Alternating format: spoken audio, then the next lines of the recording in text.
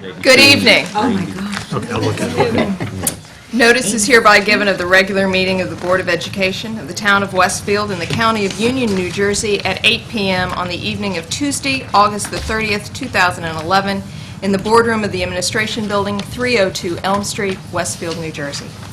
The purpose of the meeting is to transact the regular business of the Board and to transact any other business to come properly before the Board.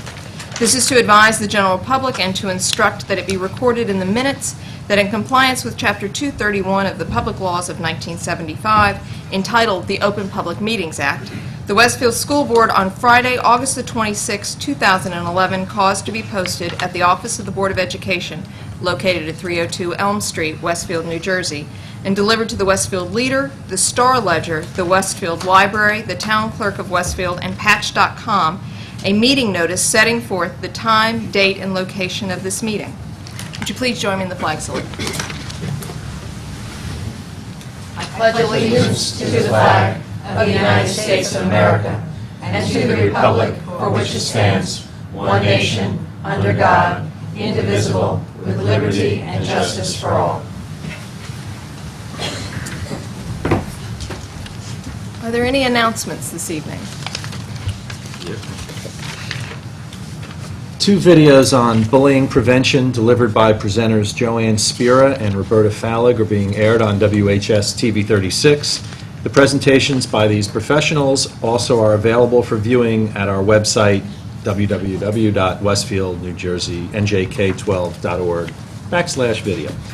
Roberta R. Fallig, Ph.D., is a clinical and executive director of Psychological Associates of North Jersey, and Joanne Spira has been working in the field of education for 33 years as a teacher, a counselor, a school social worker, a parent trainer, and teacher trainer, and holds a master's degree in counseling and social work and a bachelor's degree in early childhood education.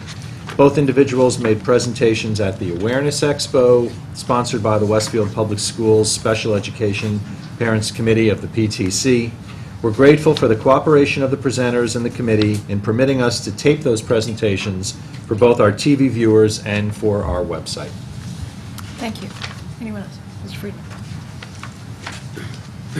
We have received notification that 19 more students received scores of 800 on the SAT administered in May and June. This brings our total to 54 perfect SAT scores in the 2010-2011 school year. Congratulations to all of our students. The article on our students who achieved 800 in May and June is posted on the district website. Great news. Thank you. Back to school nights will be held in our district from September 14th through October 6th. Dates and times for each school are listed on the district website at www.westfieldnjk12.org. Thank you. Anyone else? Our next Board of Education meeting will be held on Tuesday, September the 13th at 8 p.m. and school opens a week from tomorrow on September the 7th. All right? Thank you. Is there anyone here from the public that would like to speak on agenda items? Seeing no one approach the podium, Dr. Dillon. Well, it is true, even as you say, school starts next Wednesday, you can just feel the excitement. It's true. I mean, I may be really corny, but it is exciting every year when it's time for our doors to open and the children to arrive. It's exciting for our little guys and for our very mature high school students. It's just a wonderful time of the year. Everyone gets to start fresh. Everyone gets to make New Year's resolutions in September. It truly is a wonderful, exciting time. It's a little more exciting this year than normal because we've just been dealing with a tropical storm and a hurricane. And actually, as we meet tonight on August 30th, our town, our district, is still dealing with the after effects. I know at least one person around this table still has no power in their house, maybe more than that. You can tell them by the helmet and the light. I'm ready. He is prepared. And certainly our town, it's not hard to see that there are still effects throughout the town. So over the past few days, I have spoken to a number of community members and also a number of staff members who have experienced power outages, water damage, evacuation, and more. And the individuals I've spoken with have shared their frustrations, their exhaustion, their aches, but just about everyone has ended by acknowledging how lucky most of us have been.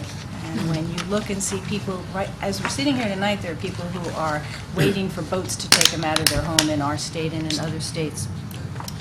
And people have also expressed their thankfulness that their families and their loved ones are safe, even if they've lost some of their possessions or have had damage to where they live. And what I've also been buoyed by, and I know I've spoken to some people in this room tonight, is how many people have, if they have power or if they have water, they've opened their doors, they've opened their tables to help others, and it's something that everyone appreciates who needs it, and what our community has a tendency to do, to reach out and help others. And what a wonderful lesson for our children. But let's go to the district. So on Sunday, all of our buildings lost power for periods of time. Our Director of Maintenance, Mike Morris, was in Westfield monitoring all the buildings and all our property during the storm. Sometimes he could drive around, sometimes he was housed in one building. And as it was possible, he called, he was on the phone with me quite a bit on that day, and he called in a number of our maintenance workers to come in, who were able to very quickly move our small generators from place to place and pump out basements and boiler rooms. And because of their efforts during the storm, and actually more after the storm, right after the storm ended, we do not have any permanent damage to our buildings. They were able to pump all that out, and we do not have permanent damage. Our head custodians also came in on Sunday, looking over, checking the entire building to look for leaks or things that could be fixed quickly. And again, we appreciate all of their efforts. Some of those people left problems in their own home to come here and make sure that our buildings were safe and secure. By Monday morning, 7 of our buildings were without power. We had had a few restored by them. Our custodians were all in. They were working in each of the buildings. Some cases they were outside the buildings collecting limbs, branches that had fallen. In some cases they were fixing some minor leaks that we did have. Administrators, secretaries, and counselors are also in this week. Those that were in buildings without power, most of them relocated to our buildings that had power, and we made accommodations so that everyone could try to get as much of their work accomplished as possible, because school does begin in a week. We certainly had a number of staff members who had their own problems, some of whom could not leave their homes because they were surrounded by water. And some of that continues, but much less today than yesterday.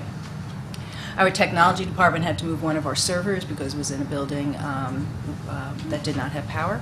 They accomplished that yesterday so that work could continue. Excuse me. And they also were able to accommodate some of the staff. I mean, it's wonderful that with technology nowadays, so much of what we do is web-based.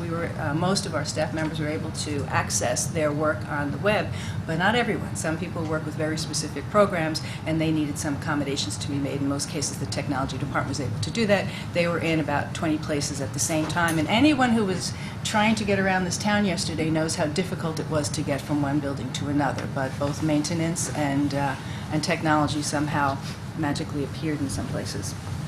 We started today with 4 buildings without power. As of my last update, but I'll look around to see if there's a latest one, we have only 1 building without power. We have Wilson School still has no power. Everybody else has been up. And we're hoping that our final building will be up soon, and I'm sure everyone in town is patiently waiting for that to be done. And we have to certainly thank all of the people who work for the utilities who have been hard at work, not just in Westfield, but across the Northeast, I guess. Now, in the midst of that, we've really been continuing to work to make sure we're ready for next week. We have just a few modifications. For example, the band camp. The band camp, we did not want them traveling to band while roads still had some problems, so they pushed back the beginning of their band camp. And they are safely there now, but they did push it back. We had also moved the band equipment there earlier before the storm so that we knew we could get there. So, the district calendar. District calendar had been sent to the printer before the storm and was scheduled to go out probably today, I believe. But unfortunately, the printer his business has been flooded, and he's trying to deal with that, loss of power and also flooding. So it's delayed. We don't know exactly when. He will get to it as soon as possible, as soon as he has his business up and running. In the meantime, what we've done is we've gotten September in PDF form, and it's going to be sent to all parents so that at least people can start to plan their September. because we know people like to do that. And then as soon as possible, the printer will be sending the calendars out to everyone. But you will have September in the near future. I believe I believe that email's going out tomorrow. I'm not sure, but I think it's tomorrow. So that's a quick summary of the hurricane. And let me now turn to the work of the district, because we have been doing a lot over the summer to be ready for the 6,300 students who will come through our doors next Wednesday. And this evening, we're going to hear reports from the other people in central staff as to the work we've accomplished. And then at the end of all those reports, you'll hear back from me, because the board had asked for an update on 2 grades in the district on enrollment, and I'll provide that update on enrollment at the end of the presentation. But right now, I'd like to turn this over to Mrs. Ball, who is going to give us an update on the personnel in the district.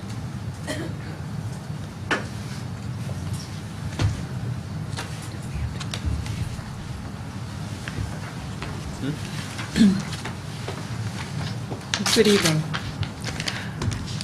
I'm delighted to tell you that we hired our 41st staff member within the last 2 days, an elementary librarian who is also an opera singer. So she says she can't wait to sing to some of her younger students. That means that we have among staff, teaching staff, just 1 position left to fill. And that may be filled by as soon as tomorrow, and that is the Family Life and Consumer Sciences teacher at the high school, vacated by the retirement of Barbara Philpott. And an active interviewing process is going on right now. That comes in addition to some of the people whom you see listed on tonight's hefty agenda. People like Scott Lipson, whom you will be meeting as assistant principal at Franklin. Maureen Mazaries as coordinator of K-12 guidance for this district, and Christine Huff, who will handle as head counselor some of the management and organizational responsibilities to keep the 9-12 guidance function intact and seamless. You've already met David Greer, who is our new K-12 World Languages supervisor. David Dulks, the new assistant principal for Edison, as well as the gifted supervisor for the district. Derek Nelson, the assistant principal at Roosevelt, with his new responsibilities as the Basic Skills and Title I coordinator for the district. And Audrey Zavitz, who's going to take the responsibilities of the anti-bullying coordinator for the district. Those people, in addition to paraprofessionals, substitutes, lunch aides. It's been an active summer. The new staff members form a cohort who stay together for 2 years as a learning community, one of the ways that we support and encourage growth in our new staff. The number that I mentioned to you is larger than the number we've had in the last several years, which have tended to be in the high 20s. This is larger. There are a number of reasons for that change. Certainly, we said goodbye to some giants in the district with their retirements in late spring and summer. We are a young, vibrant staff in the years of creating family, and so we have quite a few people who are on leave for anywhere from 1 marking period to a full year. We did, thanks to you, add several classes during the summer, and that has necessitated new hires as well. And then we have more than we've had before of teachers who come to us at a 2/5 level, 3/5 level, or in one case even a 4/5 level, each of them being counted as new staff. So that is why our numbers are a bit higher than you've been used to hearing in prior years. Who is this new group, and how do we hire them? A number of you have asked for some data, which I am delighted to share. In general, and this is not different from what we've been in the last 2 years, we are a group of whom half are novice, meaning that this is their first contracted assignment, though that does not mean that they only come to us with undergraduate degrees. programs such as the 5-year program at Rutgers in English, a well-regarded program from which you graduate with a master's, is the background of more than one person coming on board, though they would be listed as novices to us. The half who come to us with experience by far carry advanced degrees, some of them at the master's level, a few even as far as master's plus 30. When we hire this group, we're very comfortable doing so, of having a blend of novice and experienced, in part because of the very strong mentoring program that we have in the district, and in part due to the support of the communities who surround them and the New Teacher Institute, where they will be part of that learning community for 2 full years. A third of this year's group have ties to Westfield, direct ties to Westfield. They are, and this would have to be and/or, Westfield residents, Westfield graduates. Some wonderful stories within the ranks of the Westfield graduates, such as a young teacher who was going to Tamaqua School, where she spent 6 years as a student. Someone returning to the English department at Westfield High School, where she was a student, and where she said in her interview with me that she knew in a junior English class that she definitely wanted to be a high school English teacher. And then a wonderful story of a young PE teacher, physical education and health teacher, coming to Westfield High School, who cannot even articulate how thrilled he is that he is filling the shoes of a revered mentor, PE teacher, and coach. So his cup is overflowing. How do we hire these people? What do we look for? Without a doubt, we look for people who have the skills and the talents to do the job at the caliber and level which we expect in Westfield. Even more than that, we're looking for someone who has evidence and shows evidence of understanding of our students. Not just students and a love of learning and a love of students, but our students here in Westfield. And beyond an intangible, but the intangible that makes such a difference, of someone who really shows enthusiasm, passion, commitment to this field. Not just I'm trying this out for now, but I really, really want to be an educator, because that translates in so many ways to our students. How do we hire? I think a great example would be the guidance counselors whom we've hired at Westfield High School in June and July. There are 2 counselors coming to that department, and Maureen may speak, I don't know, about them in a bit. A year ago, we began to use the online application system, AppleTrack. There are no longer inches and inches and inches of paper coming in for every candidate to the district. This allows every person who needs to see candidates to have 24-hour-a-day access to it. As you can well imagine, in the past, if you're an elementary principal and looking for a great 4th grade teacher, you would have come to my office, you would have gone through applications, and you would have pulled out those that just really speak to you. Fabulous, except the next elementary principal who comes in behind you does not have access to those while you're sorting through and figuring out who's right for your building. This allows everyone the equity of looking at the same time, and we get so much more than we used to, because what AppleTrack asks for is not just certification and cover letter and resume, but asks for a statement of purpose, a mission statement on philosophy, and so it goes. So we see a much fuller profile online before we ever meet anyone in person.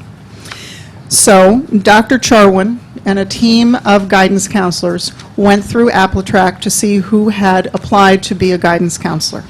That was screening level 1. After that, they brought in a pool of applicants whom they felt fit that criteria I spoke before, and the 3 of them screened initially a pool. Not even halfway there. Then it moved on, those people moved on to an additional 3 counselors, including senior staff in that department, to see and interview and figure if they thought the person had the skills, the talents, the experience, and understood our students. Following that, I think I'm up to step 4 at this point, the principal of the high school interviewed the candidates about whom the department was most excited. Step 5 is me. I get to interview every single person who's going to have student contact in this district. Step 6 is to determine with one of the candidates who comes to us as a novice who the best mentor for this person would be. In this case, it happens to be a very senior member of the department who stood right up and said, "This is a responsibility I want to have." Step 7 is to determine professional development.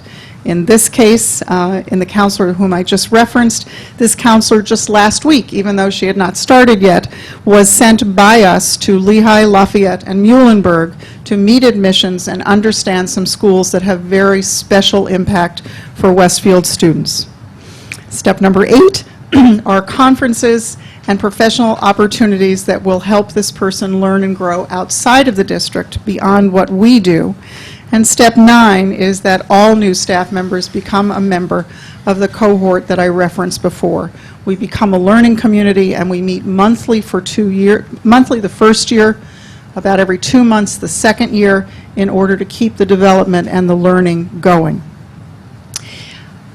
We won't be finished with our hiring because, as I said, we're a young community, and there will be people who will come forward to Dr. Dolan as the year progresses to let her know that they'd very much like to be off for a marking period, 2 marking periods, or a year while they have and raise their families. So you'll continue to see it as we go forward through this year. This is thick tonight. I didn't want you to feel that it was without reason that we were hiring at the level that we were hiring for this year. Thank you, Mrs. Ball. And I believe Mr. Yaniro is now going to give us an update from the business office. I'll just add a couple comments related to the hurricane that wasn't covered by Dr. Dolan. During the couple days before the hurricane, our staff did a great job, I think, in preparing as well as we could for it. We cleaned out roof drains, gutters, as well as we could. We secured equipment. Under the final analysis, we did pretty well. We had some relatively minor roof leaks. We had 2 trees come down, of course, a lot of branches and so on. But I did want to emphasize that Mike Morris, our supervisor of buildings and grounds, did a great job in coordinating our efforts. Also wanted to talk about projects that were completed over the summer. Some were contracted, some were in-house. At the high school, we repaved the entire parking lot. We did a lot of concrete work on the sidewalks. We replaced the entire roof over Gym 5. We're also in the process of securing 400 new lockers at the high school. They are being fabricated at the present time, and they should be installed sometime later in September. At Edison, we've repaved all of the parking lots, including a previously unpaved lot. We replaced the entire roof over the girls' locker room. At Roosevelt School, we repaved the entire parking lot. We rebuilt an outside stairway leading to the boiler room. We sealed and waterproofed masonry work that was done 3 years ago in the front of the building. At Jefferson, we repaved the Summit Avenue and Boulevard parking lots. And also at Jefferson, because of a flood caused by a broken pipe a few weeks ago, we tore up the old tile in 2 classrooms, replaced it with new tile. At McKinley, we refurbished the main office, installing new tiles and paint. At Tamaulipas, we repaired the entire roof over the first floor classrooms and repaved a portion of the parking lot. At Wilson, we repaved the parking lot driveway and playground area, installed new drop ceilings and new lights in the front hallway. At Washington, we repaved the driveway and courtyard and installed new tiles in the teacher's lounge. In the administration building here, we repaved one of the parking lots. At Franklin, we're currently in the process of rebuilding a stairway in the back of the building. Also, in all of the schools, we did a lot of painting of hallways and classrooms. At Roosevelt, Wilson, McKinley gyms, We replaced all of the lighting fixtures with new, safer, and energy-efficient fixtures that were funded by a New Jersey School Board Association safety grant. All of this, of course, in addition to extensive cleaning in our buildings and preventative maintenance measures and stripping and waxing of the floors by our custodial staffs. We also took a great deal of care in attending to our grass and landscaping surrounding our buildings. Also, on a related topic, the town is in the process of making an application and naming the Board of Education as a co-applicant for a Field of Dreams Union County grant. Purpose is to help upgrade our Jefferson School field. This would be on a matching grant basis, whereas the board and the town jointly would combine to match the grant offered by the county. And last topic related to facilities, we accepted the second round of requests for proposals for a proposed solar project in the district. For the second time, we received no proposals. However, we now are in the process of meeting with prospective candidates, prospective firms, to help try to negotiate a mutually acceptable plan. Thank you.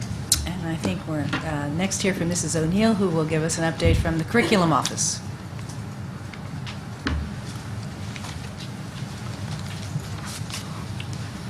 Good evening. The Curriculum Office was very busy this summer.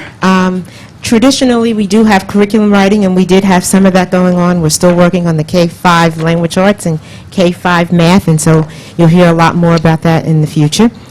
We started the summer off with working with the anti-bullying specialists for the district.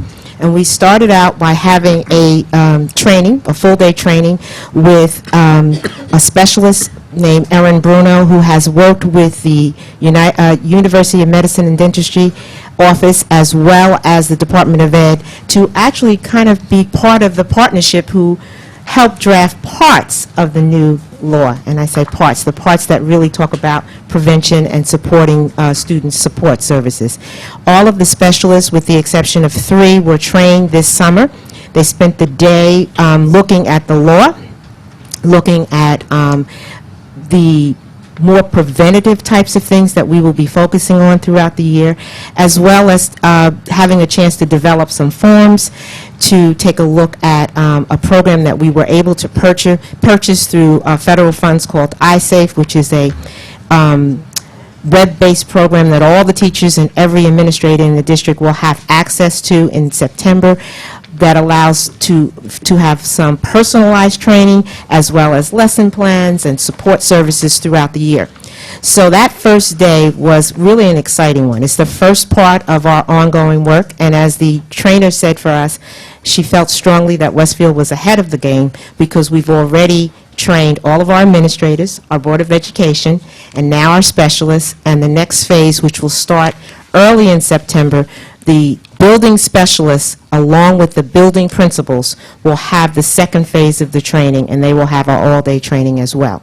So that's going very well, and we hope to be able to present all of the forms to the principals so that the first day of school we will be up and running with the compliance in terms of having an incident report as well as record keeping. The second part of this summer was our traditional extended school year, which has been in existence for many, many years in this district. It was supervised and headed by Andrea Lowe, Supervisor of Special Services K-12, and it was very successful as usual. Students who need to have their services continued so that they do not have any regression in terms of their ability are eligible for extended school year. And we had students from preschool all the way up through high school receiving services this year, and once again it was very successful. Last year we came to you for a new project which was called the ELL Summer Experience. It was for our English language learners. We were able to do that once again through the No Child Left Behind grant.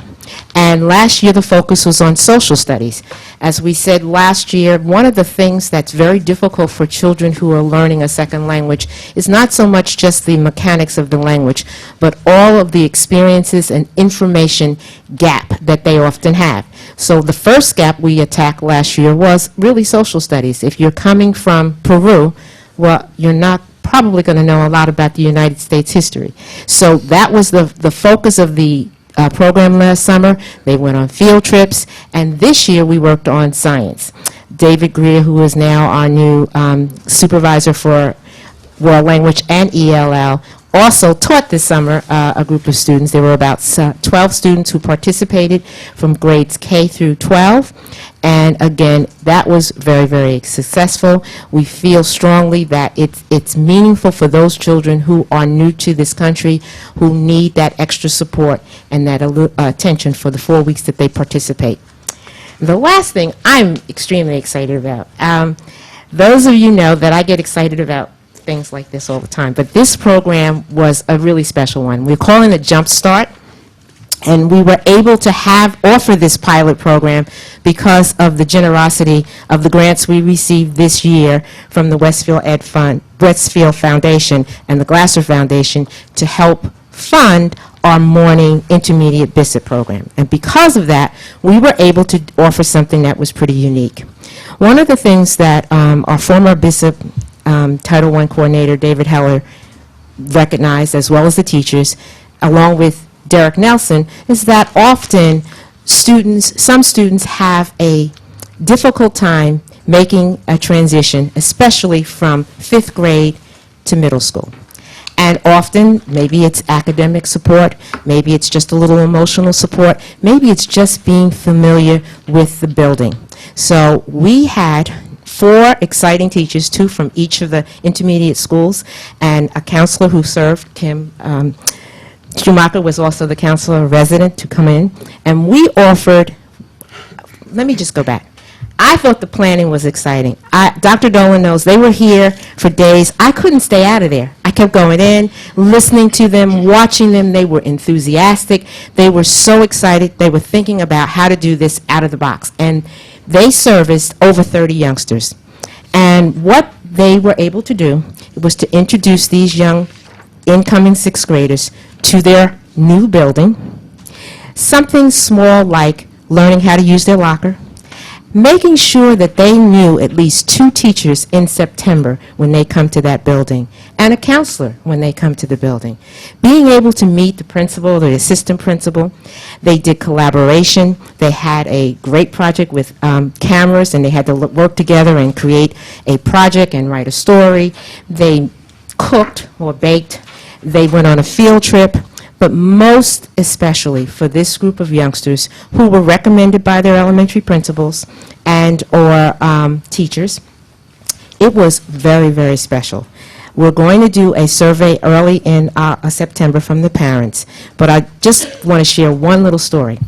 Mr. Nelson received a phone call from a parent who said, I don't know why my child was not recommended for this program. He would really, really need this program.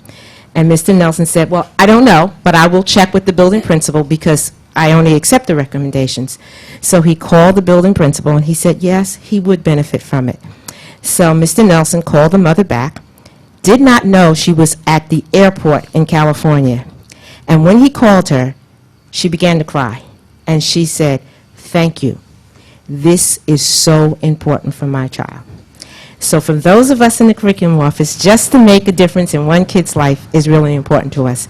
So we had, to all of us, it was an exciting summer, and I'm hoping that the Jump Start program, by invitation only, by the way, will be something that can continue in the district. Thank you very much. And as promised, at our last meeting just about a month ago, we had a special board meeting over the summer, and I had presented at that point a full report on the enrollment at the different levels. And I will tell you that we've checked enrollments as of today, which will be different than tomorrow and every day until the beginning of school. But as of now, we don't have any new hotspots, and we are stable in all areas at this point. We don't have any surprises as of Tuesday, August 30th. But last month, when we had the enrollment report, we did identify 2 grades that the board had asked me to monitor and report on tonight. And those grades were both 4th grades, one in Washington School and one in Franklin School. So in Washington's 4th grade, we have a bit of an increase in that grade, and we now have 3 sections of 4th grade, and each class right now has 25, which is the very top of the recommendation in our policy. In Franklin School, our 4th grade has gone down just a bit, so there are 6 sections in Franklin, our largest elementary school. 1 section has 25, and 5 of the sections have 24. In McKinley, which was not on the, we didn't really talk about last time, but just so that we're aware, McKinley is just behind there. They have 1 section of 24 and 2 of 23. They have 3 sections there as well, 1 with 24. So having monitored this, I had made a recommendation to the board that an additional section be added to the 4th grade in Washington. That class could be placed in the art room, what is now the art room. That could be transformed back into a classroom, regular classroom. And I have spoken with Dr. Perry. He had already been interviewing for maternity leave, so while he was doing that, he is keeping in mind that he may have a position after tonight's meeting. If we, and I've checked with him again, if the board does give approval for this section, Dr. Perry will be able to have a teacher in place for the beginning of the school year next week, and we can have everything in place for that. My recommendation is for Washington because that grade is at the top in every section.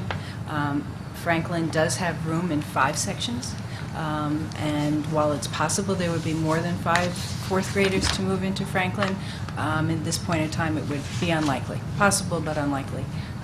While it would not be hard for 1 4th grader to move into Washington.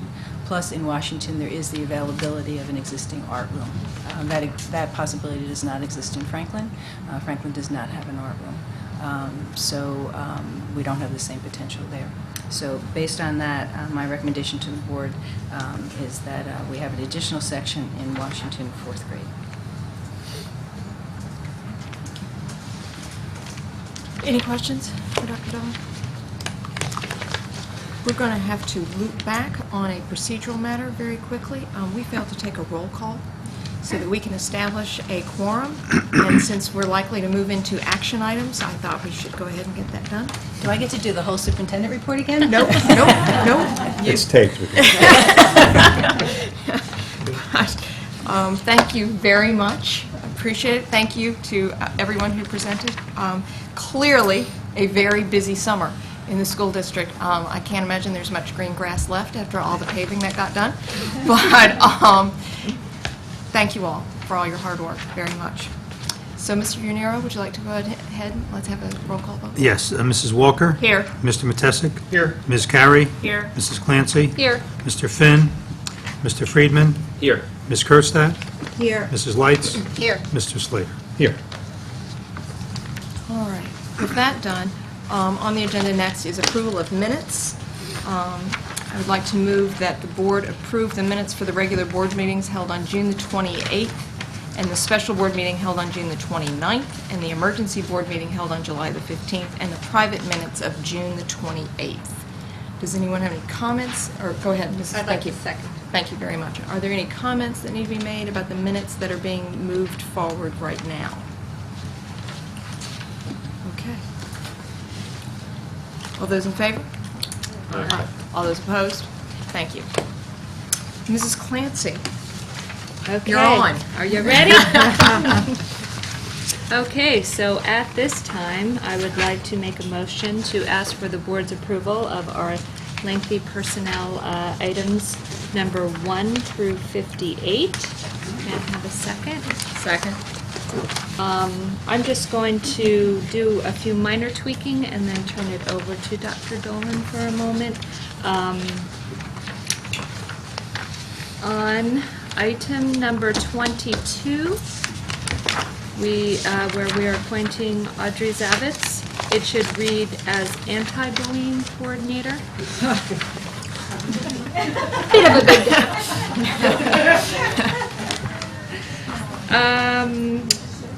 On item number 25, under the paraprofessionals, Please take off Kathleen Struthers. She's on page 9, Sorry. the second one from the bottom. Oh, yeah, we do. Got her. Got it?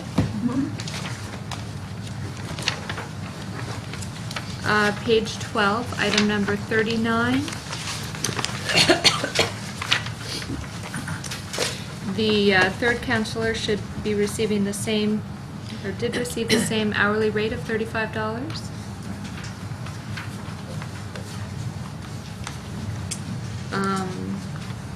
And I would like to congratulate Mark Lazaro on item number 44 for obtaining his master's. I think I can move back and turn it over to Dr. Dolan Thank you. on some of the big announcements.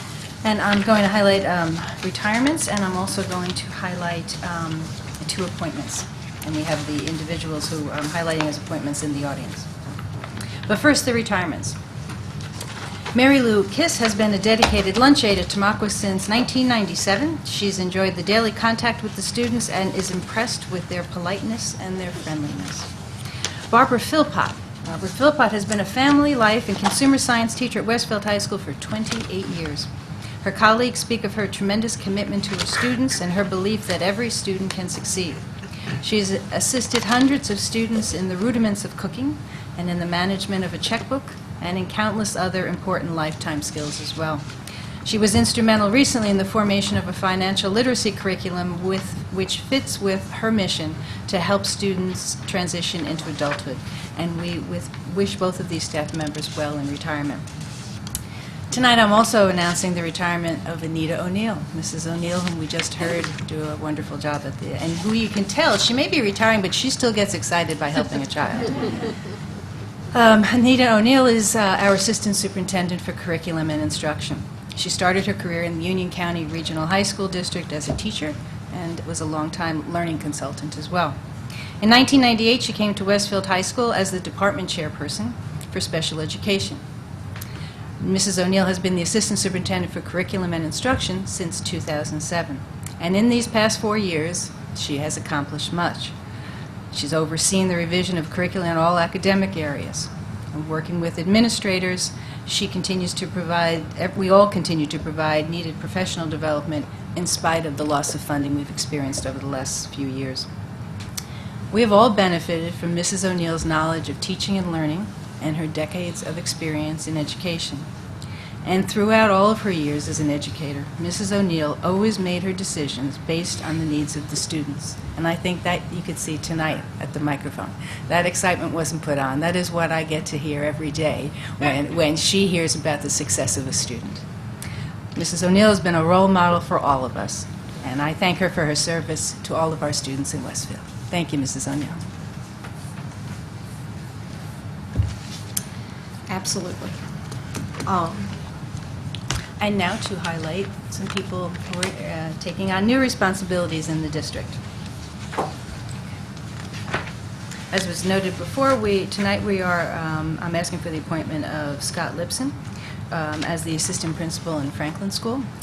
Scott has been a teacher in Wilson for a number of years and has been an active teacher in the district, serving on a number of different committees, and also he's one of our leaders in technology, has provided professional development courses, and as technology just becomes more important in all of our lives, and certainly in education, we're glad to have him on board where he's going to continue to share that expertise in that position. Yes, they can talk after the vote. Sure. Okay, fine. And then the other one I'm going to highlight is Maureen Mazuris. Maureen Mazuris has been and served in this district for many, many years. And for most of those years, not all of them, but for most of those years, she's been a counselor at the high school. And has also helped, throughout all my years, even when I was an elementary principal, I didn't know many people in high school, but I always knew Maureen because Maureen was active in everything in the district.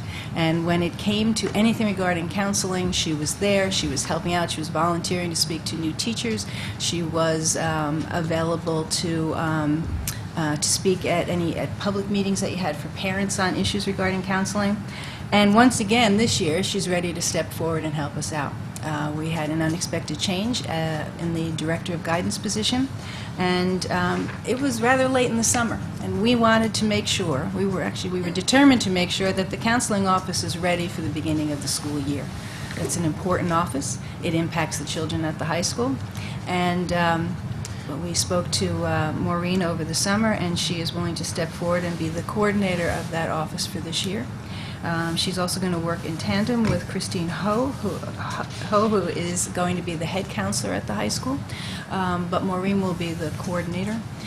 She has, again, many years of experience, and she has experience with all kinds of kids in that high school, and all kinds of schedules, and all kinds of college acceptance. And we're very pleased that she was willing to step forward and help us out.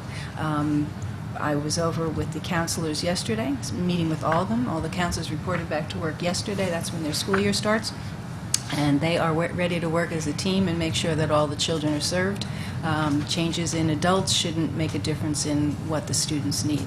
So I'm very pleased to recommend Maureen Mazaris as well as coordinator. Thank you. Any questions?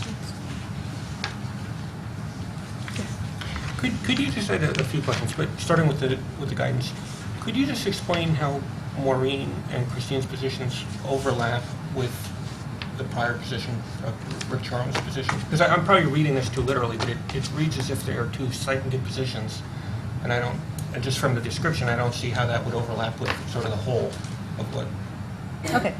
was. Sure. Maureen will be coordinating the office when, for example, a parent works with a counselor and then has a question about that. The person they will go to first will be Maureen. Maureen will also be the spokesperson for the department, both at meetings within the high school and also for K-8 counseling. I'm sorry, K-12 counseling. She'll be coordinating that. And I'm missing at least one part. I'll come back to it, though. Christine is doing a lot of the work regarding the organization and the documentation of the office.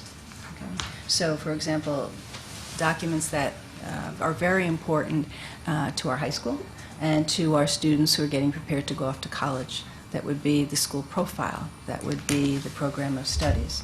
Those documents, being able to sit down and construct those, make sure they're ready. Also organizing the various nights for students and parents and planning those and scheduling those for the department. Neither Christine nor Maureen have a certificate that allows them to supervise.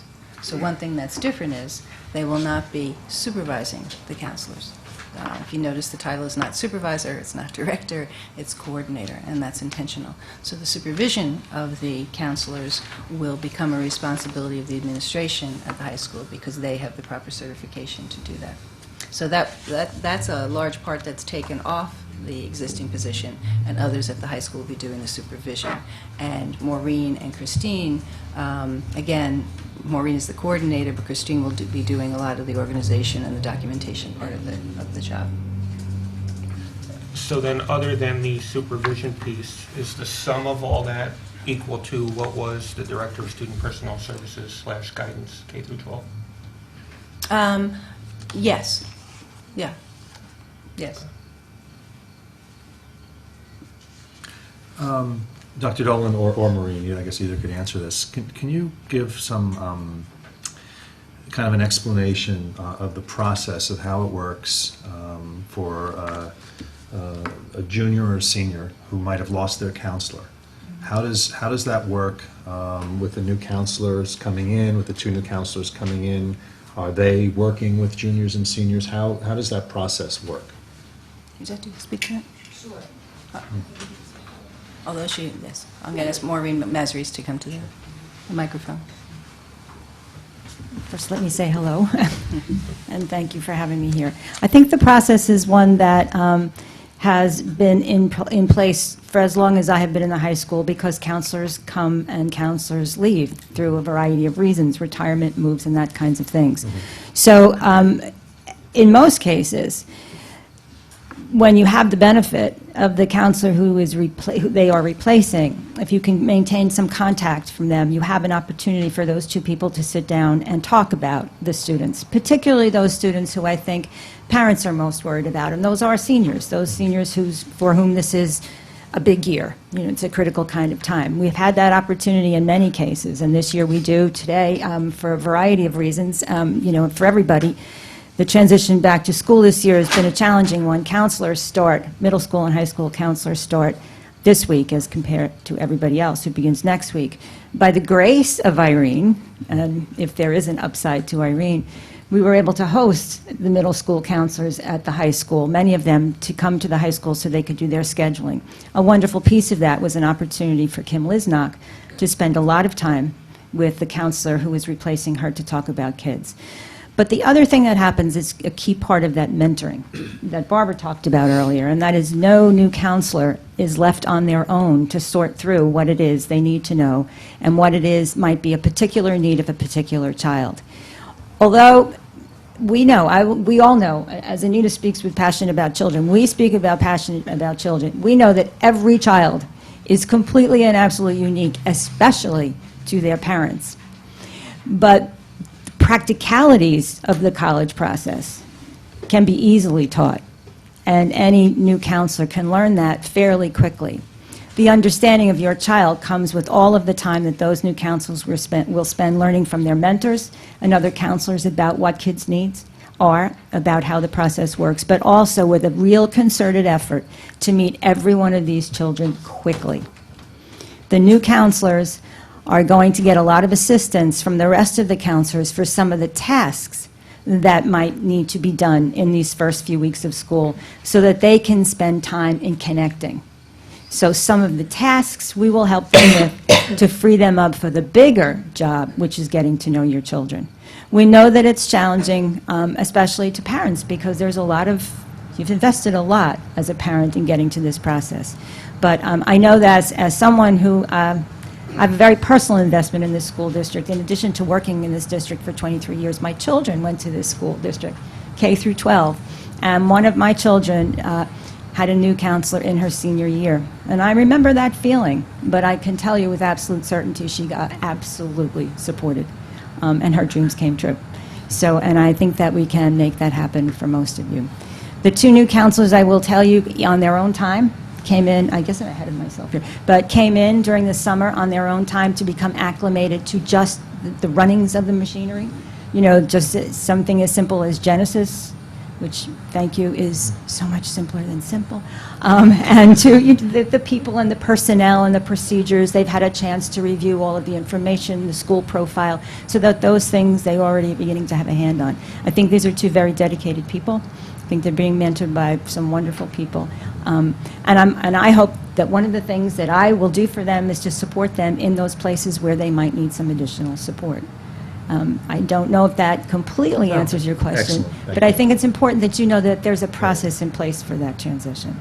Just as we transition children, we need to transition staff, and that's always been a priority for us. And is that something that's communicated in the beginning of the school year to the parents? Yes, yes.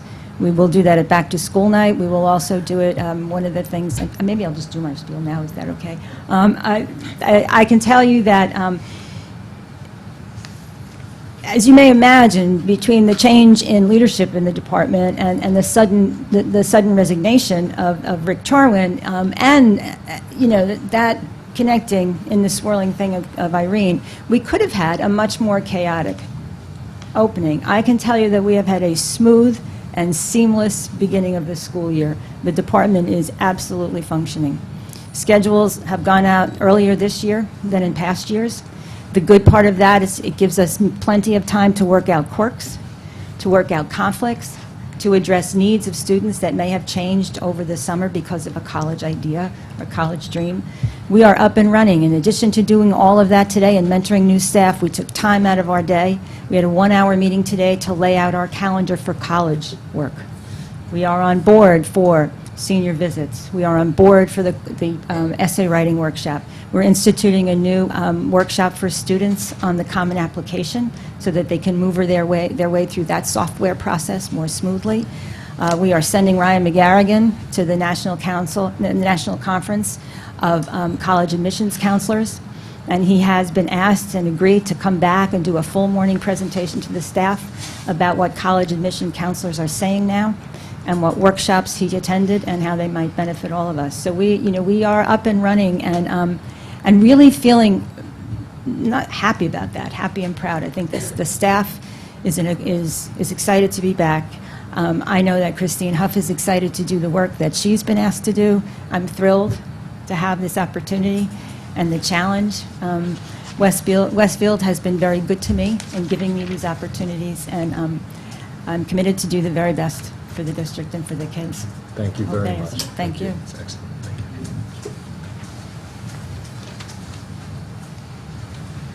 Thank you. It might be a little off topic, but sort of on topic. Who's in charge of testing at the high school? Is it the head of guidance usually, or is it? No, while the head of guidance is somewhat involved in testing, the head of person in charge of testing is one of the assistant principals. Okay, so that's not affected Right, by this? Okay. right.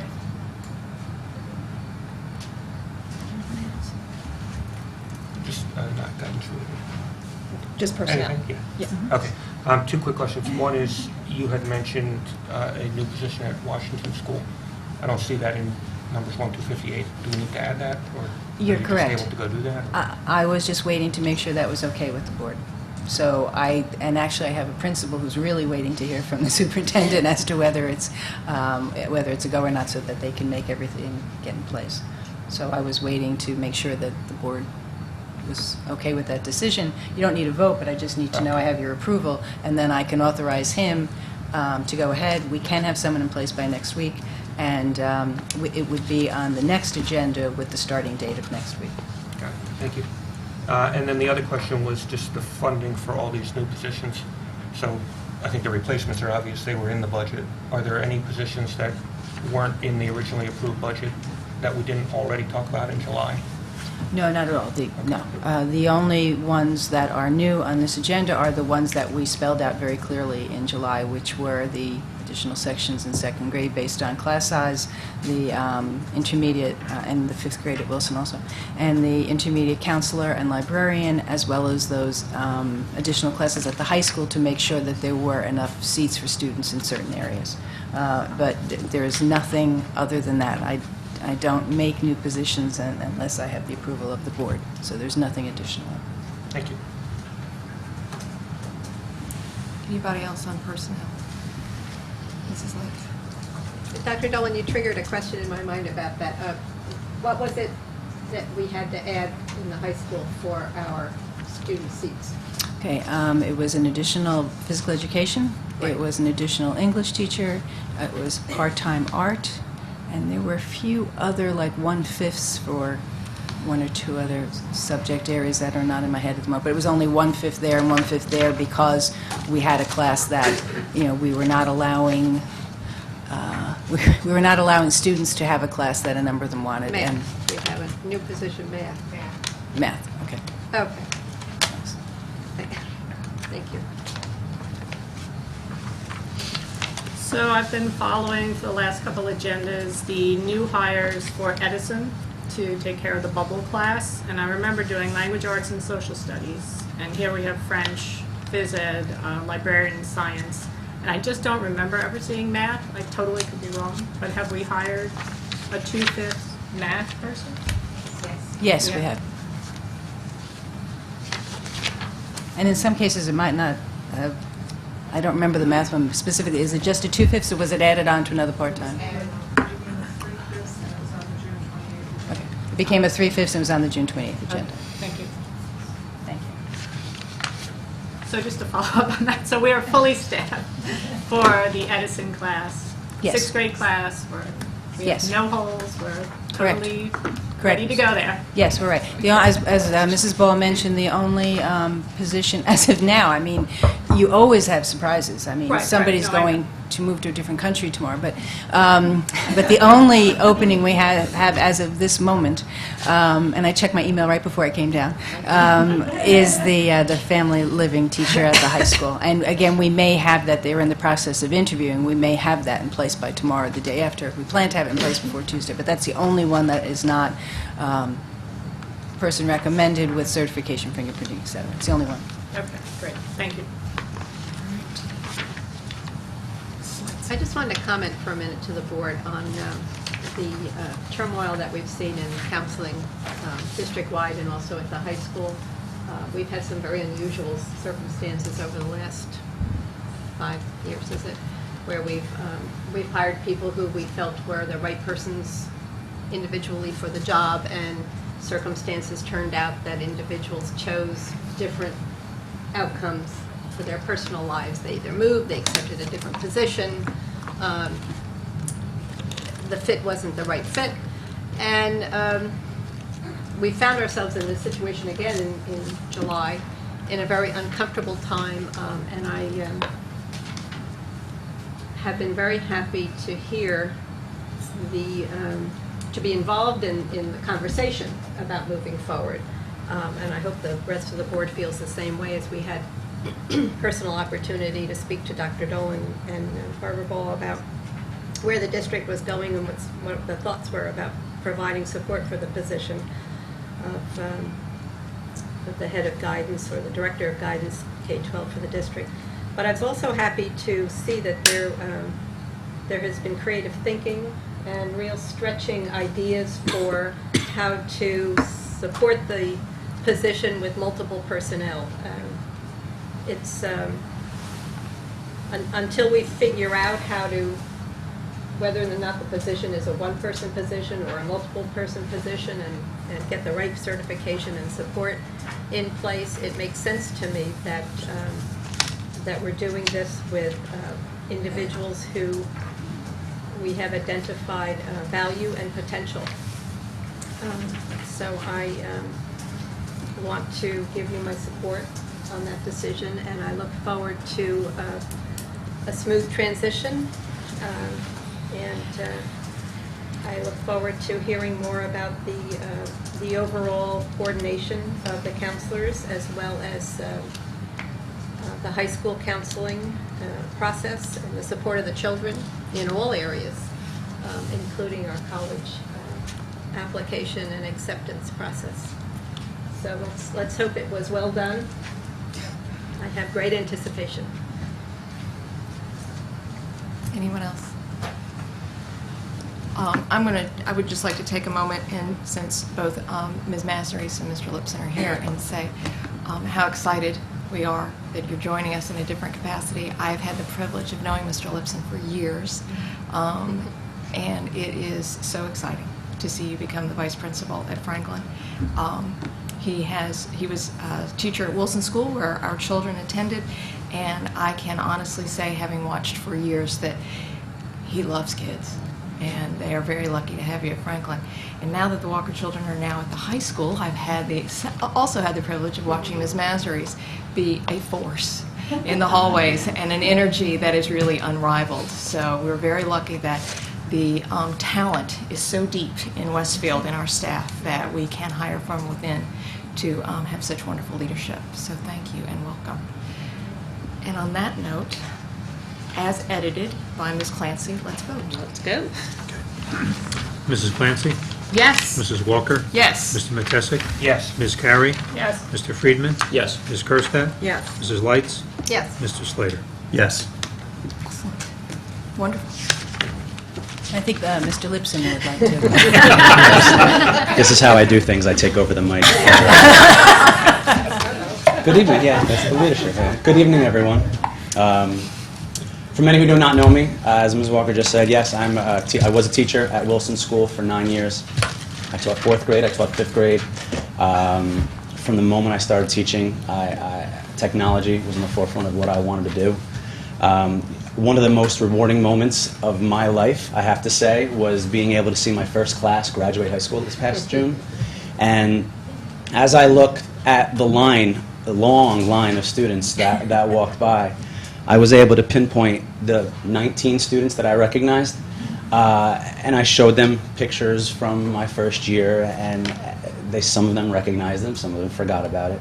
But I realized that why did I go into education? It's because, as Ms. Walker said, I feel I'm still a little bit of a kid, so I enjoy teaching, and I enjoy instilling my views on students. So the 9 years that I was taught, I only was able to interact with a total of maybe 180, 200 students.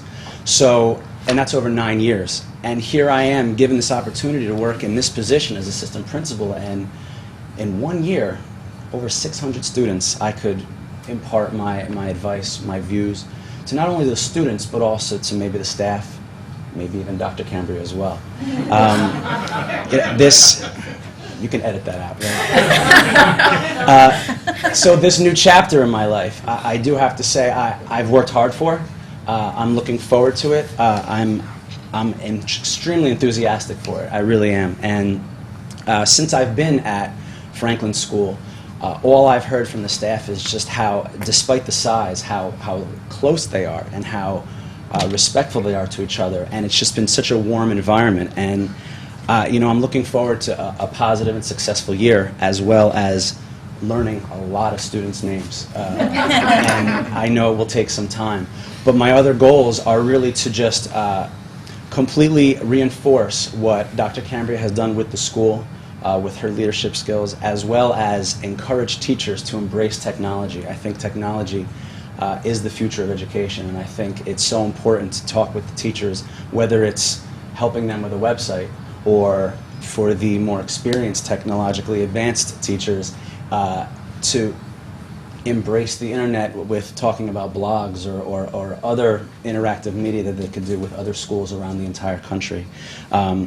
So I'm excited. I'm looking forward to it. Thank you to the board, to Dr. Cambria, to Dr. Dolan for giving me this opportunity to really reinforce the positive qualities that I know Westfield is all about. So thank you very much.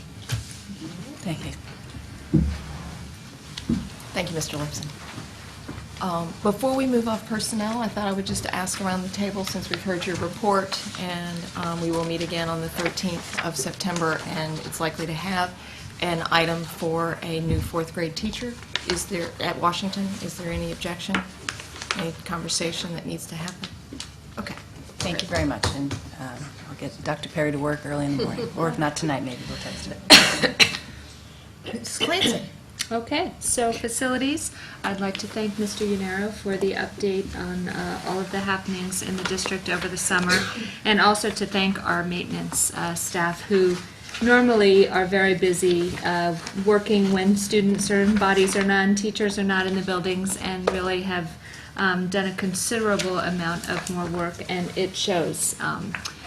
Just from the outside to the inside of the buildings, they really are ready to go, and so happy that we have new roofs in a nick of time in a couple of spots that really needed them. So that's great. And also in the Blue Notes, we do have a meeting scheduled for September 8th. So to the Facilities Committee, I would like to request that we will be taking a look at changing the date of that possibly to the following week. I'll get out an email to everyone ASAP. Mrs. Lights. No report. Policies, there are 2 items on your agenda. I'm going to separate them out for discussion purposes and vote purposes. So I would ask the board to approve item number 1, which is the second reading for the harassment, intimidation, and bullying policy. Second. Thank you. I would like to report that the policy committee met a week ago, and members of the policy committee outside that meeting itself have been very busy. This particular policy is long, as you all are well aware, since we had a policy committee meeting as a whole back in June. So this is the second reading. For some context, the state passed the law in January for a new procedure. There was always an anti-bullying policy on our books and has been for years, and it was reworked to have more procedure in it. And as was reported earlier, on June the 15th, we all attended the training that is required under that policy. So this is coming to you. It was delivered on Friday, I believe, 2 versions. You had one that had no red ink in it and one that had red ink to show the changes that the state has recommended to us for clarification. It does not change the meaning of the policy. It was for clarification. It really brought in more pieces of the statute and defined a few words. From there, we had suggestions from the public. We reviewed each one line by line. That would be a 20-page policy. And we reviewed each change line by line, and the policy that was delivered on Friday is unanimously recommended by the Policy Committee for a second reading. So on that, are there any questions about the policy itself? Hang on one second. We're going to go through the board, and then, thank you. Okay. Just a few questions. When you looked at the public comments, were there any that were sort of substantive comments that you couldn't take or were troubling, or something that is worth noting as to why that might be? There were, of the comments that were presented, I believe I could categorize them into 2 groups. I would say one dealt with definitions within the policy itself and how they would be applied, and the other would be more about clarification for procedure that wasn't explicitly laid out in the statute itself. Would anybody on the policy committee like to add to that? I think maybe another category is also implementation. Right, procedures, yes, how to actually which do probably it. won't go in the policy, but will go in a handbook or in addendums to the regulation. So the definitions themselves were lifted straight out of the statute, and so modification to those definitions were not accepted. And the implementation pieces itself, as Ms. Corset has said, it won't be in the policy, but rather in the regulations. Or a handbook that is developed. Which would come straight out of. Right. And then there were definitely a few suggestions regarding wording that we went through each and every one. Some of the wording had to stay the way it was because the way the statute was written. Some was changed. Some we used judgment. I remember one where the word immediately was suggested, and we said as soon as possible. I mean, when we say we went through every single one, anyone in that room could verify we went through every single one, and we went back to the statute and to the guidance from the state and to the checklist from the state to see what would make it easier for people to understand, because that's certainly a goal. What couldn't be changed? You know, there's some wording that is absolutely in the statute. So that was all I would add. And just for point of reference, once we have adopted this, it impacts other policies in our policy manual. So this issue of the new anti-bullying policy itself is going to keep coming from policies for change because it is a domino effect. It touches a lot of different parts of our policy manual. So this is just the beginning, and it has a requirement under the statute for annual review by the Board of Ed, along with a week of respect in October and a presentation of statistics and reporting from the superintendent twice a year. So this is rich with detail. So we will be hearing about HIB a lot.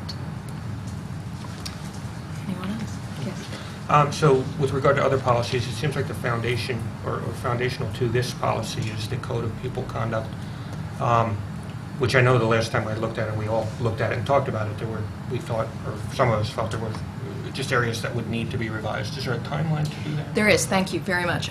So policies discuss this about how to, because as has been brought to this table before, the statute requires lots of public input from very specific groups of people. They identify it in the statute who must participate.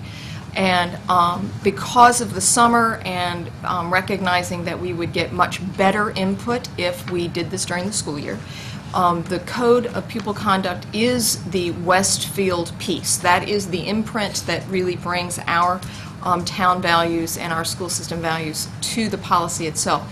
So the the thinking is that we would take the month of September to gather our groups, to identify who they would be, reach out to them. Of course, the Board of Education would participate in how this would all get put together, but it is September would be more of our administrative month to get organized, get the invitations out. October and November would be the months when those groups meet. We haven't quite worked out the details how all that would get reported back to policies to get assimilated and worked through it, because it is a collaborative effort. So 2 months recognizing that there are lots of folks from whom we need information and input, and then in December the policy committee would work to bring a new Code of Pupil Conduct forward to the Board of Ed for review at one of our 2 meetings in December, so that we would be done this calendar year. The goal would be to have the first reading this calendar year. Just one last comment. Sure. I guarantee that at some point, because these things are going to end up going to the board, I'm going to need help with things like what substantially disrupts or interferes with the orderly operation of the schools means. So Interesting, that was one of the ones that... It was talked about once or twice. That's one of the ones that, for example, one of the members of the community brought that up as well. But that is one that it is clear that is the wording that the legislation uses, that the courts use, and so the guidance was not to change that. And I believe the courts have had a lot to say about what that means as well. And, okay, so that's just one. I mean, we'll just need education. Okay, thank you. Well, I actually think that one of the issues is that the case law does not define exactly what it is. Exactly what substantially disrupts means. So it is difficult to give examples or be very specific about what it actually means. And I'm hoping that when we develop our code of conduct, that will shed some light for us and our district on what we feel substantially disrupts. I mean, I'm hoping that will shed some light on it, because it is a very vague term, one that the courts can't even seem to figure out, as I look at the lawyers. Anyone else? Yes. So what are we doing to communicate all of this to parents and particularly students? Because this is all going to be new for students on the first day of school. And we all know that students walk down the hall and, you know, they like say things to their friends that aren't, it's not a bullying comment, but, and now I feel like everyone, all the adults involved will be a little like, is that something I should report? I think it's going to be, this year is going to be difficult with this law, and I think that we have to make a real effort to educate the students in particular that something has changed here, and you can't just walk up to your friend, you know, and act in a certain way, because adults involved are going to be saying, oh, what's going on there? And then we get into this whole... Right. So, I mean, I'd have to say that it really shouldn't come as a complete surprise to any of them, because it's starting in kindergarten. We're reading stories to them about how do you treat someone and what happens if you call someone something. Having said that, I do understand that when, you know, that not, and I would say not only children is the problem. Adults and children have a tendency to tease each other about things that they shouldn't, to call each other names that they think are funny and the other person might not think so. And I think sometimes we focus on children, but I think there's enough of that on television for children to watch, and there's enough of modeling by adults in our society. So it shouldn't come as a complete surprise to anyone, because we do teach that in school. But you're absolutely right, it's different again with this law. And so that's why we've already started the training. Will every child be given instruction on the first day? Well, to some extent, because you do go over class rules and how you're supposed to treat each other, but not specific to this. That'll be ongoing. That's why we have the specialists in each school. The administrators are aware of it, and they'll be working with all of their staff, along with the anti-bullying specialist in their building. So absolutely, we have outlined the steps going forward, and it will require additional work with our students at the various levels as well, because this does impact all the children, from our 5-year-olds to our 18-year-olds, and anyone who's a parent knows how that changes, how they treat each other as the years go on. The problems change, but it's constant education. So. And then I'm assuming that when the code of conduct is finished, that will really be when we move to educate everyone about exactly More specific. what. Yeah, I mean, there's going to be a heightened awareness among the staff and the adults, but I'm not sure that there's going to really be a heightened awareness of this among students. Mm-hmm. I think that's a good point. And we'll have to make sure that in every way possible we do. And we, again, it won't be something brand new, Right. but it is something that is different again, and we'll have to work on it. I agree with you. Making a note to loop back to that. Okay, yes. Just real quick, that just gave me a thought when you talked about the code of conduct and we're talking about gathering information. Part of the discussion involving students is it might help to get the perspective of the students when working on the code of conduct, because sometimes they know best what, to empower them with what they feel that our expectations should be and what the expectations of their fellow students, to have them a part of that would probably be beneficial. I'll just jump in on that, because I think that's another excellent reason to consider student reps on the Board of Ed, because I think they could be very helpful, especially in bullying and anti-bullying, and understanding their perspective and maybe how to get that message across. So that might be something we should talk about this fall. All right, anyone else? How do you expect to involve the board in the conversation about identifying groups for review and response? I'm anticipating it to be something as we've done in the past when we've put together the CAC, Citizens. A charge? Exactly. And a mission? Yes. Okay. Okay, anyone else? I know we have someone in the audience who would like to speak to this policy in light of the need for public input. Please come, please come to the podium.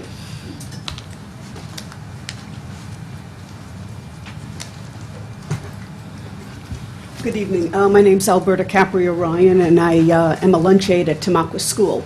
My children also have gone through the school, including my husband. Anyway, I'm looking at page 9 of the under the reporting procedures. And as an employee, one of my coworkers is here with me, and we were concerned about the statement, in accordance with provisions of NJSA 18A 37-18, the harassment, intimidation, and bullying laws does not prevent a victim from seeking redress under any other available law, either civil or criminal, nor does it create or alter any tort liability.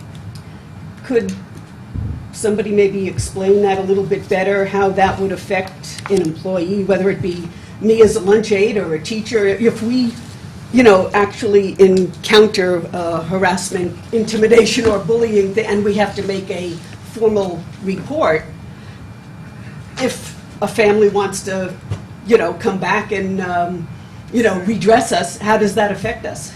Right. I think, and I do know there are attorneys who might correct me, but my interpretation of that is that, no, it's more the case of if if it's found that an employee really does bully or intimidate or harass, even though the district can take steps to remedy that, to correct that, it is possible for the, if it's found that if it's alleged that it's true, it is still possible for the person to file a lawsuit if the person had harassed, not if they had reported it. Oh, But if the okay. person had actually harassed, intimidated, or Oh, bullied. okay, so it's not, if I make out a report, Right. that's not Right. affecting, Right. That's Okay. actually addressed elsewhere. If it's done in good faith, it's one thing if it's done in retaliation. Oh, no, Done for a I'm bad saying, reason. the way it was presented to us at the end of the school year was, if we file a complaint, children Yeah, were doing no. whatever, and we filed a complaint, and then the Right. parents wanted to, file charges against me because I filed the complaint, Right. it was... But I believe in the summer when the anti-bullying specialists were planning and working, they're also going to make sure, certainly, that lunch aides have another chance to go through now that we have finalized policy, so that everybody does understand their Well, requirements that's, for it. and certainly, very well at the elementary level, what, kids do on the playground, somebody's following me, we don't want that, it's not bullying, they're just, Right. they'll come up to us with all kinds of things, and that doesn't mean we have to file a complaint because, Bobby came up and said Right. that, Hannah was bothering me. But it is very specific, so actually, I believe the lunch aides are going to have some instruction in this before the beginning of the school, but if you want to, you could also speak to Mrs. O'Neill, who can tell you in Tamaqua, the anti-bullying specialist there, I believe, is Frank Uvigas. Is Frank Uvigas in that school? Right, So if right. you even go to Frank Uvigas, he can give you some guidelines and all the lunch aid Well, I'm guidelines. sure we'll get it when we, go back on But Wednesday. you raise a but- good point, we want to, I'm Yeah, sure we- you will too on 'cause, Wednesday. Yeah, I mean, we don't want to be getting sued if we file a, file a legitimate complaint, so. Absolutely. We just wanted to know how that would affect us. Well, and it wouldn't just be us, it would be anybody who's teaching, I mean, the concern was, if somebody's going to, come back and file lawsuits, would anybody want to report something if you know that that's a consequence? Right, You right. know, so that could, Yeah, absolutely. It certainly points to the reason why we have to make sure that staff receive the instruction early. right, yeah, and Absolutely. of course, like you say, the kids are going to get it because, especially the younger ones, you tell them, and 5 minutes later, they don't remember what you said, so. It's always good to repeat, there's no question about it. Oh, we do a lot of that. Thank you so much. Thank you very much. Anyone else? Yes, sir. I'm a parent in the district of a elementary school student, and I'm also a licensed clinical social worker and licensed alcohols and drug counselor for the last 15 years Could you in please the state state your of New name and Jersey. address? I'd rather not, actually, but people can attest that I'm a parent in this district. I regret not coming to the earlier meeting for this because the public input.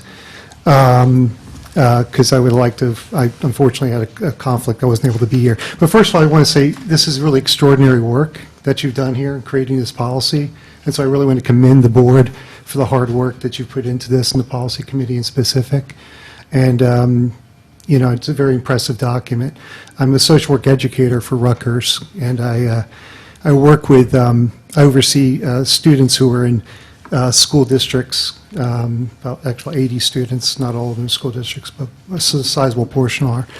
I had two questions about that, two things that concern me, though, about the policy. One is, from my understanding, maybe you could explain to me how this works, the anti-bullying specialists, some of them are splitting their time between two schools. Am I correct about that? There are, not one anti-bullying specialist is responsible for two schools. They're only responsible as anti-bullying specialists for one school. But it is true that our staff who have counseling in general at the elementary level serve more than one school. Not as anti-bullying specialists, but as counselor or other area like that, other member child study team. Yes. How does it work if there's an instance that occurs, and in terms of how quickly can the anti-bullying specialist say it's reported, goes to the I'm looking at this page here, where it goes to the timeline. And an instance is reported to, the teacher, the classroom teacher, and then that goes immediately to the principal, and the principal immediately starts the process of informing the parents. And then how soon after that does it get to the anti-bullying specialist for beginning of an investigation? Right, I remember, this is actually something that we've struggled with, and we asked for guidance from the Department of Education, because we're not alone in this. I remember during the year I spoke with you about a few things, and you had mentioned you were working with another district that did happen to have, I think it was a social worker in every building, am I right? It was some Yeah. position like that, right? Right. And I think, expressed surprise, because that would be a wonderful thing. Yeah.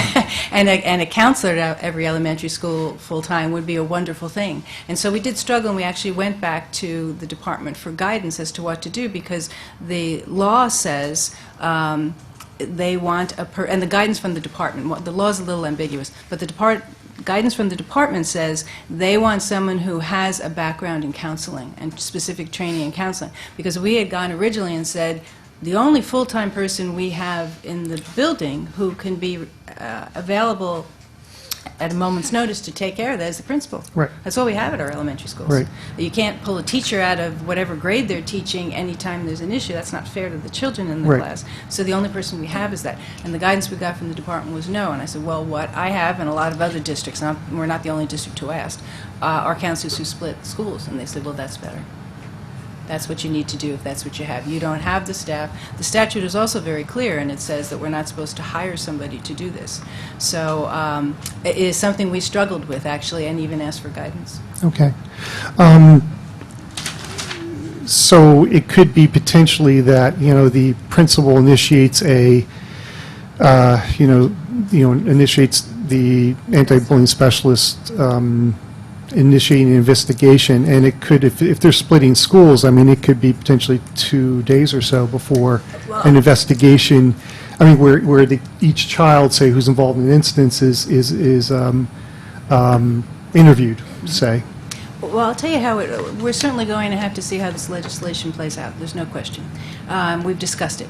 But I will also say, even before this legislation, when one of our counselors is at one school and there is a crisis of some sort at another school where the counselor is needed, we've already, have a system where that person goes over to help.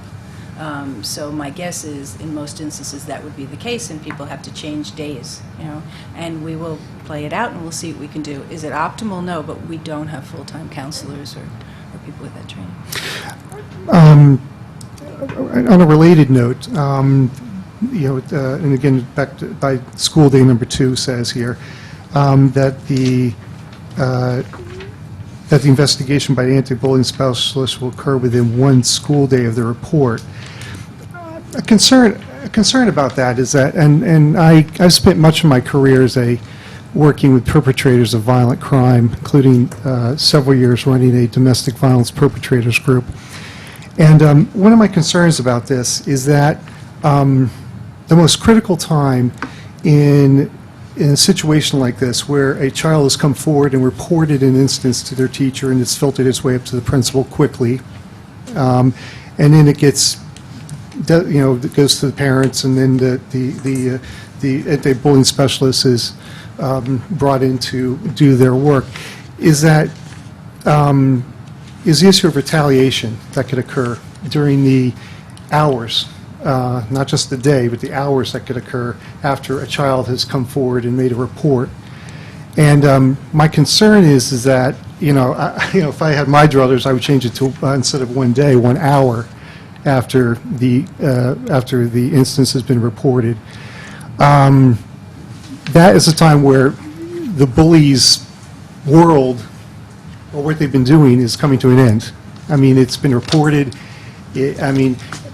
On instances where it's legitimate, a bullying situation, I know there's going to be reports made that are not legitimate, and those aren't going to be as high of risk.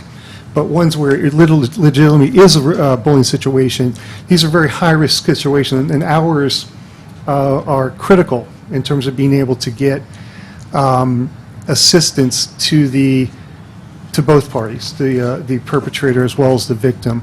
And I'm just concerned about if these children are still interacting with each other, if there could be retaliation from the bully toward the victim during that one-day period. And how is that, I mean, it seems like the district is you're putting yourself at risk of potential harm that's going to be inflicted upon the victim, and then therefore, potential lawsuits from parents who felt like it wasn't being addressed in a timely manner. Right.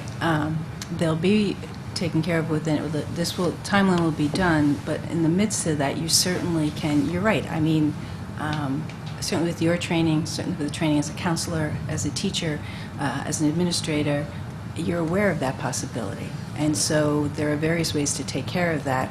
Before the whole process is completed, there are other ways that you can take care of that. It is certainly part of what is discussed. Can you give me some examples of things that The have been... students can be separated in various ways. Okay. The students can be spoken to. Changes can be made in the classroom. Changes can be made within the school. There are a number of ways that you can do it. Okay. I would suggest that would be something that would be worth adding here, and that is just the idea that, if there's a report that does go up to the, again, goes to the principal, from the teacher up to the principal, that the principal, immediately has a meeting with the victim and the perpetrator, or alleged perpetrator, and that it is, and it's basically spelled out that, this is what is going to happen while we are waiting for the investigation to be conducted by the anti-bullying specialist. And if the situation, and it needs to be evaluated in terms of whether or not those children do need to be sequestered. But I think that it has to be spelled out that there really should not be any contact between those children during that time. Or at least a judgment should be made regarding that. I don't know that that's an automatic. Well, it would be based upon the situation. Right. I mean, certainly. I mean, if it's a, yeah, I mean, if it seems like there's a, yeah, right. I just think that's really important to have something like that in there, because otherwise you could just end up with a situation where these two children are interacting with each other, and then the perpetrator escalates against the victim. Sure, I absolutely agreed, and the anti-bullying specialists are aware of that as well, and we'll see if it would, I can send it back to them. This is part of a regulation, not the policy, so it's a lot easier to change. They can take a look at it and see whether that needs to be spelled out there or in another place, so I can send it. In the policy on page 9, Okay. and it's not highlighted, and maybe that's something we can talk about as we annually review this, but the last sentence in the first paragraph says, "The principal, upon receiving a verbal or written report, may take interim measures to ensure the safety, health, and welfare of all parties pending the findings of the investigation." Right. So Okay. it's in the policy that the principal or the people involved can take action. Okay.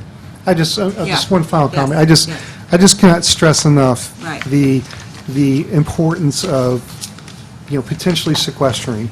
I mean, and that really actually should be considered like the first option. Better to err on the side of caution and maybe have it be an reaction, maybe not overreaction, quite the best word for that, but better to err on the side of caution than to potentially have a situation where there could be an episode of retaliation that could occur. Thank you. Thank you. Anyone else? All right, anyone else from the table? All right. I'd ask that we vote on item number 1, please. Mrs. Walker? Yes. Mr. Slater? Yes. Mr. Matesic? Yes. Ms. Carey? Yes. Mrs. Clancy? Yes. Mr. Friedman? Yes. Ms. Kerstad? Yes. Mrs. Lights? Yes. Thank you all very much. I'd ask the board to approve item number 2 for first reading. It is the prevention and treatment of sports-related concussions and head injuries. May I have a second, please? Mr. Friedman, thank you. This is a new law in the state of New Jersey. It was signed on December the 7th, 2010.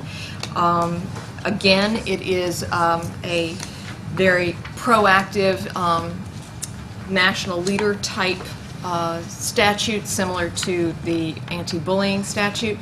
The model policy was handed down from the Department of Ed on April the 12th, and in front of you is the policy and regulations reviewed by the policy committee a week ago. You can see that Sandy Mayberry, our Director of Athletics, has been through this policy, and she presented to the committee that this policy actually just codifies what we've been doing for years. That Mrs. Mayberry is a certified and licensed athletic trainer, has worked in this district for decades, and has taken this issue very seriously for a long time, and has been working with our coaches and our students and our parents for years on this very issue and how to best protect our students from any lasting effects from being on a sports field. So we're very fortunate that she is directing all of this. It is interesting, and I thought I would note that in this policy, which does track the statute, that the Department of Education is going to set up, it has a year to do this, but they're going to set up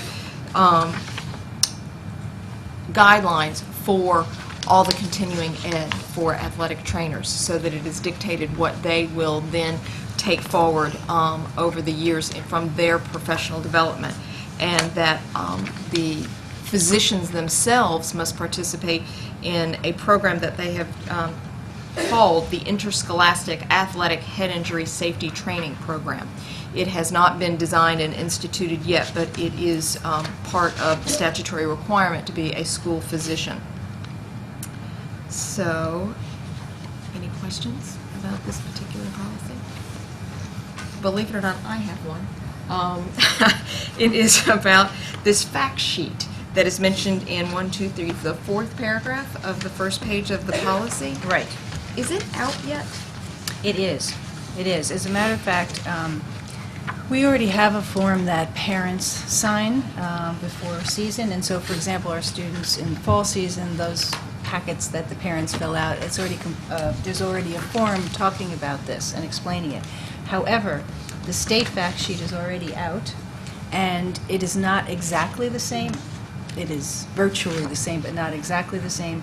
We ran it by the attorney, who said we need to have the state one signed. So parents who already signed the first fall form have to sign another one. Going forward for winter and spring, the parents will only have to sign one form. But again, although it is quite similar, we received guidance that because the state is very specific, we needed to have it signed again. Thank you. I had a number of questions. First, on page 2 of 3, at the top,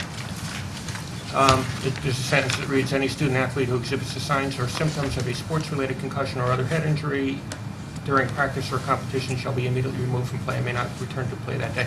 So who would be responsible for that? I mean, you see a situation where a kid staggers off the field and the assistant coach sees it, but he's walking to the coach, so he assumes it's the coach's responsibility. Is there a specific accountability, or is it just everybody who's out there, or how does that work? Well, I think at the end it is anyone who observes it, but our coaches, assistant coaches are trained before the season starts so that they do know signals. They also can, our trainers have more training than the others, and so they can also be called if there's any question. But all of the coaches and assistant coaches have training in that, and have already been trained for this year, for example. Just further down in the next paragraph on that page, the middle, it says, "The principal or designee shall provide the student athlete with Board of Education approved suggestions to provide to their parent." So it may be in our policies that we've done that. I guess that would be a question. And if we have done that, should it go to the parent and not the student?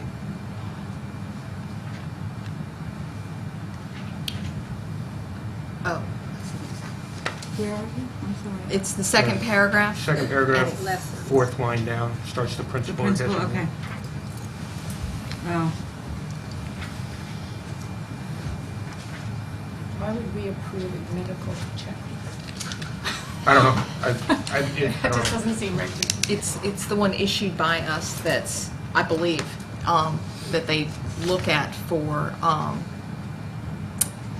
symptoms. So that we will print them and hand them out. But it is that checklist that I just asked about, was it done? You're looking for dizziness, nausea, whatever's on that list. No, but I'm just saying, should it be a Board of Education approved list, or should it be a Department of doctor, some medical staff? I don't think that should be our list. I have no idea what to look for. Well, Personally. you don't have to generate it, you just have to approve it. How would I prove it? Well, you get an expert to come in and tell you. Right, I mean, anything like that. Our coordinator of nursing, Margaret Teitelbaum, works either with the other nurses or works as a coordinator to develop that, and it is run past Dr. K, the school physician, the district school physician. So it's Why not...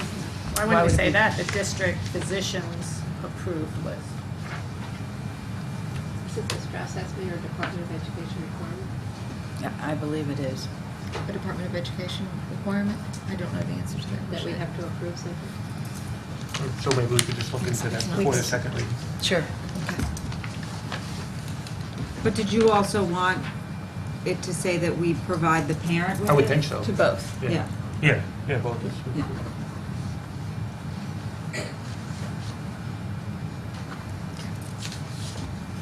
And then just two other questions on the regulations themselves. Page 5 of 7.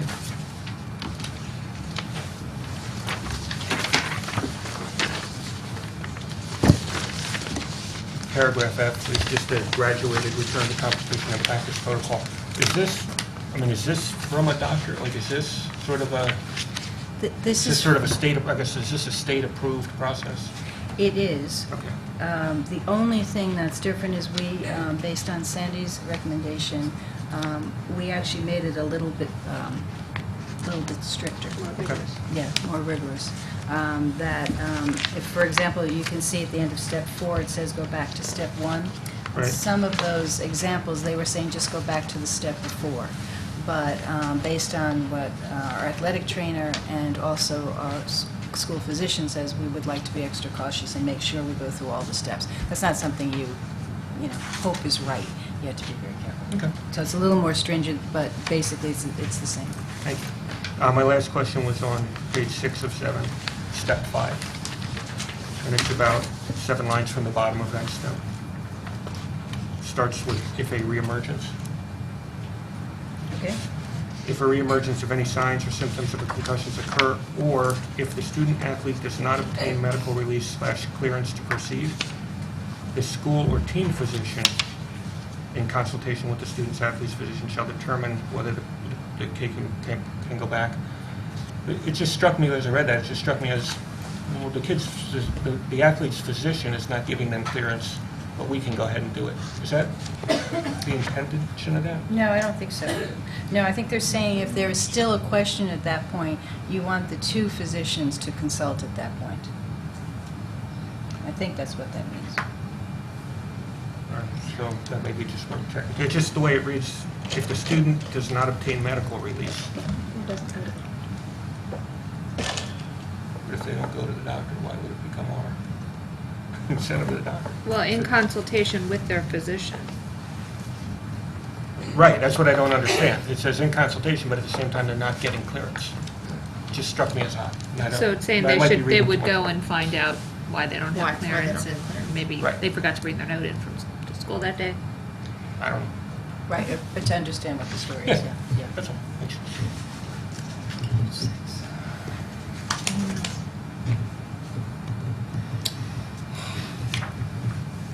I wonder if it's more likely that the student just doesn't return to the doctor, but the doctor says, when you're feeling well, work it back. out with your athletic Right, director but or they your don't get a coach. note. Yeah, I don't know. So, Right. you know, it's the consultation that has to take place, not necessarily the fact that it's an overriding of a release. Right. But I just wanted to also say that in my former discussions with Ms. Mamery, we talked about concussions and her position as a trainer at length, and she has been much more conservative in her interpretation of readiness to re-interplay, having told me that at times there could be physicians, parents, children will beg to get back on the field. And readiness is not an outcome of passion and enthusiasm, but it's really physical state and capability, and she has participated actively in the assessment of whether or not a student athlete is ready to go back on a field. So this is a heartfelt and very genuine passion of hers, and she has great understanding. She will involve herself.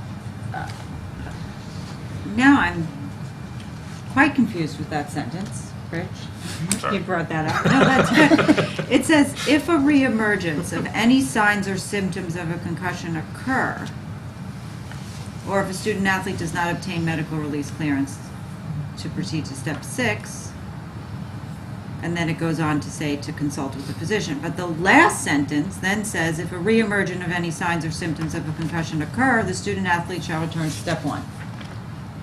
Right. So why is that first sentence there? The sentence prior to that there? I don't know. Right, I think we need to Okay. ask about that. I've got down check. Yeah. It's all good. I'm with you. Let's do that. Anyone else? All right.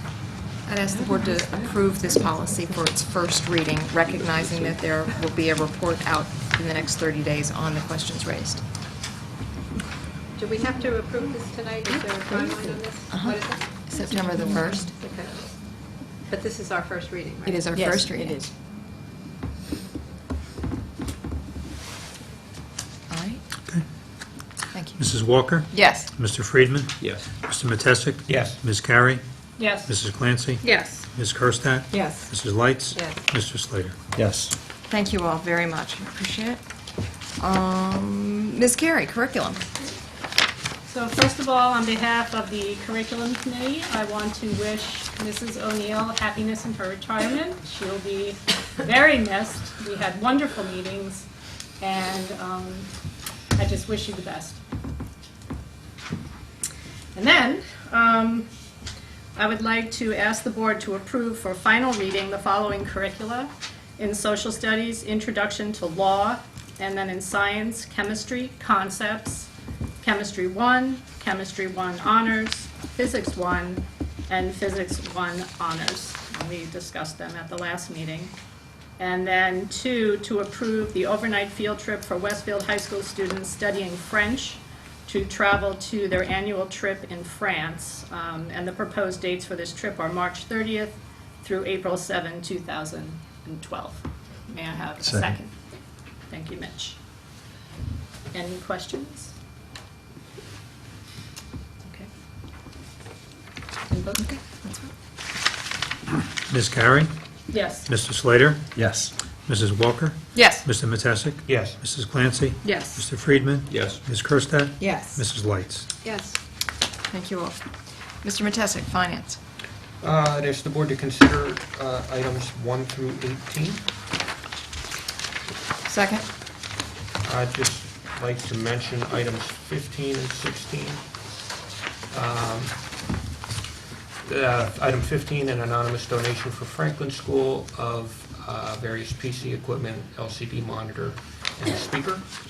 And item 16, a gift from Mr. and Mrs. Matthew Caveney to the Fine Arts Department of a Bell Kid for the elementary instrumental music program. We certainly appreciate all of those things. Thank you very much. Is there any questions or comments on the other items? I have a question on number 4, and maybe I'm reading it wrong. It says approve an increase in professional services fees. Does that mean that the psychologist fees were raised, or I just want to understand that specific one? If it, I don't know the prior rate approved. My read of this was that we had approved this and it was something less than 3,000. That's my read of this as well. okay, so it's not the raising their fees or anything, anything new, anything that hasn't been discussed before or anything? Just, I didn't think so. Yeah, I didn't think so either. okay, I that's thought fine. we did. All right. Anyone else? Okay, let's Mr. go. Matesic? Yes. Mrs. Walker? Yes. Ms. Carey? Yes. Mrs. Clancy? I abstain. Mr. Friedman? Yes. Ms. Kerstedt? Yes. Mrs. Lights? Yes. Mr. Slater? Yes. Excellent, motion carries. Thank you. Did you abstain on all of them? Yes, I did. I'd ask the board to note the notes for the record. You'll see that the last day from Mr. Heller was August the 5th. We certainly wish him well in his new position. Yes, sir. I just have to ask, since we haven't started school yet, how do we have 2 suspensions? No. Yeah, it is true. On the notes for the record, we have 2 suspensions. Unfortunately, over the summer, we had 2 fairly young students, intermediate students, do some vandalism in one of our schools. And not only was the school very disappointed in that, but so were the parents. So This was vandalism on school property? vandalism on school property, yes. So it's nothing to do with vandalism that happened in town or anything? No, it was on school property, Okay, yes. right.